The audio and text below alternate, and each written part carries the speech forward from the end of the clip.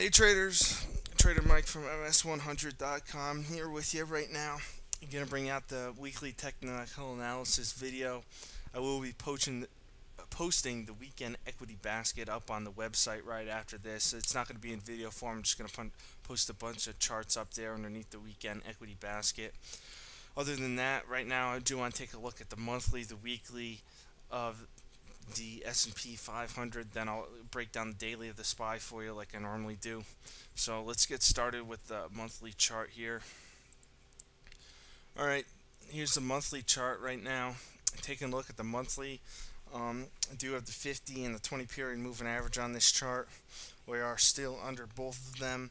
The last candle so far, which hasn't closed yet because the month of June hasn't ended, is I'm not really sure where it is at, because right now on this candle we made a lower low, yet we made a higher high. So we're going to be watching to see what end up happening with this candle here. What I am looking at is this 1100 level at the 20 with the 20 period moving averages, because we have pulled out that level significantly, and we actually haven't touched it since the middle of last year, actually the beginning of last year. So it might be a nice area to actually have the market shoot back up to, and then another pull back down here. What I am looking at here on the stochastics is their stochastic indicator. Mine is at around 35, and normally I look for that to go over 40 to become like bullish in the market. And currently we're still kind of bearish. We might actually get up to 40 and have them turn around. Often you do see that happening on the charts. So that's some things I'll be looking for on the monthly chart. Now let's break down the weekly chart here. Here we are on the weekly chart. We broke through this resistance level right here. I'll actually move that down just a little bit. Broke through this resistance level right here this week. Last week we actually closed right at it, and there was resistance here from the 50 period moving average. What I do like here is we did have that possible inverted head shoulders pattern forming, and we actually could get it to form down over here in the future, but right now we're not looking at that. We're looking at that resistance level broken, and we're looking for this 1, 2, 3, 4, this 4-week consolidation right here, back down to this 20 period moving average with a blast off through the 50 through there. What I do like here on the chart is on the MACD here, we're starting to tick up a little bit, and the stochastics have crossed. I'd like to see them gain above 80, and once they gain above 80, we'll start to get overbought again, and if we could hold in this overbought level, we should be able to push the market up higher. Right now I do want to pull up the daily chart of the SPY, because that's the chart that I do normally do my analysis for you guys on. So we are going to take a look at the daily and see where we're watching on that.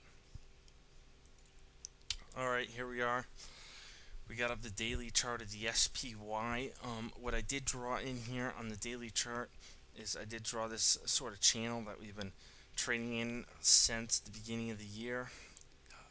Support, broke through support, got support again, resistance again. This line acted as support. Maybe we'll get resistance again up around the 1,000 level on here. As I do zoom in here on the SPY, there is pretty much we are pretty much smooth sailing on this chart. If we do break 984 on the S&P 500, the next resistance on these charts is going to be around 1,010.07. So I will be watching the $100 level on the SPY if the market can still hold up. I'd like to see some more volume coming in the market in the next couple days, because Friday's volume kind of stunk. But we do have the MACD still rising, the RSI still rising, and we do have the stochastics over here embedded here on the daily chart. If we do happen to come back and turn around, we'll be watching this pink line here, which is at 95.57 here on the SPY. But I do think we do have a little more smooth sailing to the upside, just because a lot of the fund managers have been coming in and buying the market, and it's really going to be hard for them to sell as the market's continuing to rally. We did see a small reduction in the short percentage, as a 0.2 reduction in the short percentage in the market in the last week. Maybe we'll actually get that to come down a little more and actually push the market higher with some shorts covering.